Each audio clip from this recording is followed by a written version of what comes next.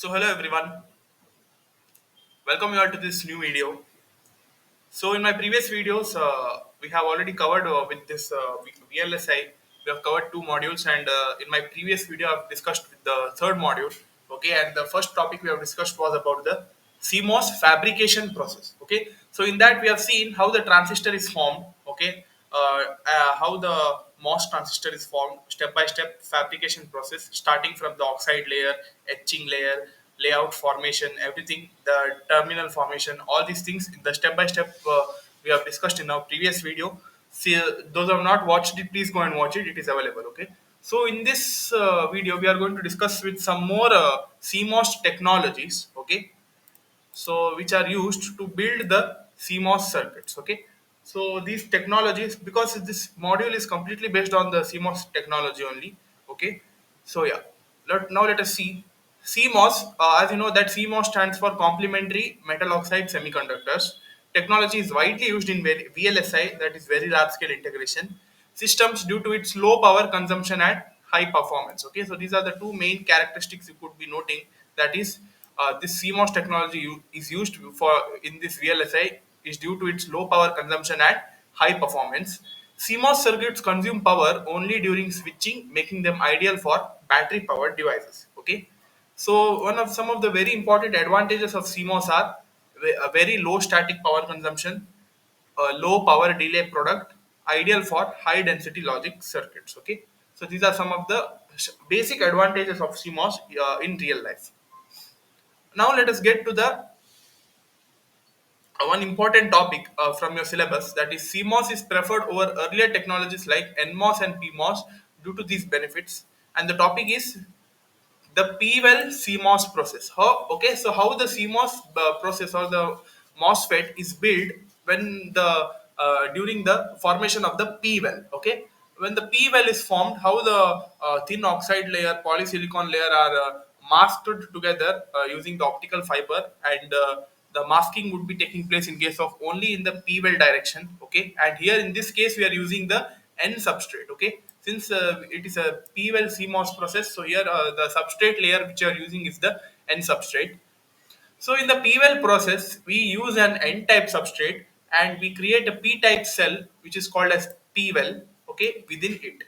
Here's where N-channel transistors, that is NMOS, are built, while p-channel transistors PMOS are built directly in the NMOS n-type substrate. Okay, here in this case the PMOS, that is the p-type channel transistors, are built directly because it is the p-well process, right? Yeah, so these are some of the basic steps here for the p-well CMOS process. Step by step they have given it here. That is, start with the n-type substrate. That is, this is the base silicon wafer. Okay, so this is the end substrate which consists of a silicon wafer. Here you could see here these lines, these indicates the silicon wafer. It is lightly doped with the donor impurities. Okay, so here in this case it is lightly doped because see here the thin lines that suggest that they are lightly doped. Okay, so this is the field oxide inside this silicon dioxide, and this is the region where 4.6 micrometer deep, and this is called as P-well. Okay, so here we are using the P-tub mask. So this is the top view of the mask. Okay, so this was just the front view, and in the this is the top view how the mask would be looking like, the n-type substrate. Okay, this is the first step. Next we have create the P-well. Okay, so in order to create a P-well, what you should be doing is use a mask to define where the P-well should go. Okay, you should be using a mask. For example, see here where the P-well should be going here. This is the P-well which is created, and here in the side of that we are having one P-tub mask, so that the P-well would be created at this junction only. Okay, perform deep diffusion or ion implantation of acceptor impurities like boron to form the P-well. Okay, you should be performing the deep diffusion. Okay, the diffusion step is not mentioned here, but they have performed it already in order to create the P-well. Okay, next is field oxide formation. Grow a thick silicon dioxide, that is SiO2 layer, called field oxide. Okay, so see here we have a field oxide here, thin oxide or field oxide. Okay, in unwanted areas to isolate the device. In order to isolate the device, we should be forming the growing the thin silicon dioxide layer, which is called as the field oxide.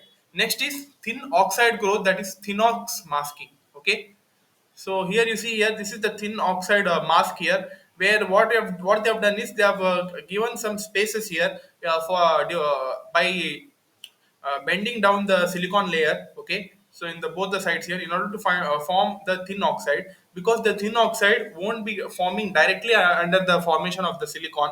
Okay, it takes time, so that's why we need to bend the silicon layer in order to give some spacing between them. Okay, so that the thin oxide layer would be formed, and its range is approximately 500 angstrom. Okay, so you see here it is written. Okay, that is, in order to thin oxide growth, we should be etching windows in the field oxide, that is FOX, to expose the active regions. Grow a thin oxide layer that is approximately 10 to 50 nanometer in these regions for the gate oxide. Okay, these areas are called as active regions or islands. Okay, next we have polysilicon gate formation. Okay, so formation of gate here. See here, in this third figure, you figure C, you see here, we are using the polysilicon layer in order to form the gate terminal. That is, what we are doing is, where we have the space left in the between the formation of the thin oxide in both the sides, where in the middle, you know that there would be a slight layer, and that layer is called as gate oxide layer. Okay, in this, the above layer of the silicon layer, we should be etching with the polysilicon, and here in the middle the gate oxide layer is formed. So here you see here, this is the top view where the polysilicon layer is formed, and this is the gate oxide layer. Okay, polysilicon gate formation: deposit polysilicon over the wafer, pattern and etch it to form the gate electrodes. As I already told you, you should be doing the etching. The gates are self-aligned with the source and drain due to the use of poly during the implantation process. Okay, next is doping of source and drain.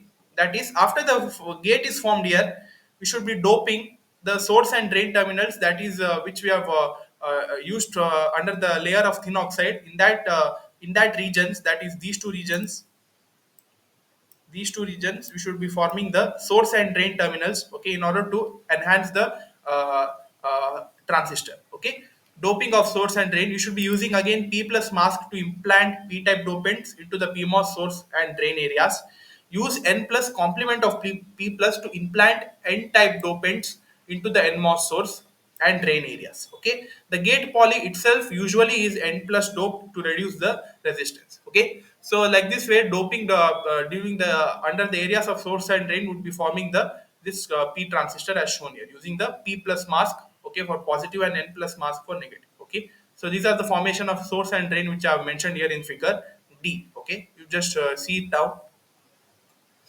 Next is contact cuts. Okay, so contact cuts are very very essential after the formation of source and drain.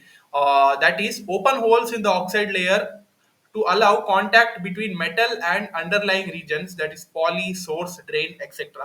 So you see here the contact cuts are made in figure F here. So this is the complete formation. So here we have contact cuts.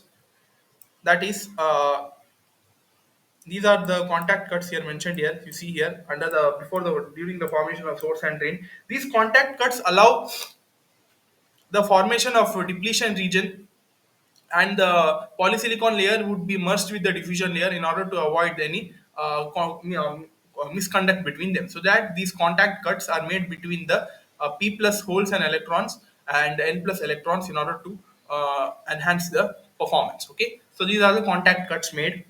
Next we have metallization. Deposit a layer of aluminium over the wafer, etch the aluminium to form the interconnect lines. Okay, so this is for metallization here. Okay, so these are the metallization purpose. That is, where we had contact cuts, right? We should be doing their metallization by providing a metal mask and fitting the metals in between these contact cuts as mentioned. See here, these are some of the spaces left. Here the metal is placed in order to do the metallization process. Okay, so this is the top view. Next, the final thing is passivation and band pad openings. Okay, so that it means that after the metallization purpose, we could see that everything is closed, right? So we need some open spacing. In order to that, we should be using this band pad openings. That is, in between the contact cuts and the metal layers, you should be forming a layer where the air is passed away, and this that air openings are called as band pad openings. Okay, so that is a final protective layer is applied over the wafer. Openings are made for wire bonding. Okay, in order to bond the wire between these, so some openings are made by removing some of the silicon part in order to provide some spacing between each metal layers. Okay, so that's why this is the final process. So that's all, guys. This was the complete formation of P-well CMOS process. Okay, this notes would be available in the description. You go and access it. Okay, by following some steps. Okay, that is, you should be subscribing to our channel. Then open that link, and all the 5 modules notes would be available. Okay, so please go and access it. This is module 3. So this would be very very important, and this could be asked in the exam as well. The P-well CMOS process. Okay, so this was it, guys, for this video. So we'll see you in the next video with some other concepts. Okay, so that's all for this video, guys. I hope you understood something, and we'll see you in the next video with some other remaining concepts of module 3. Okay, that's all, guys. Like, share, subscribe to our channel. Please support us. Thank you.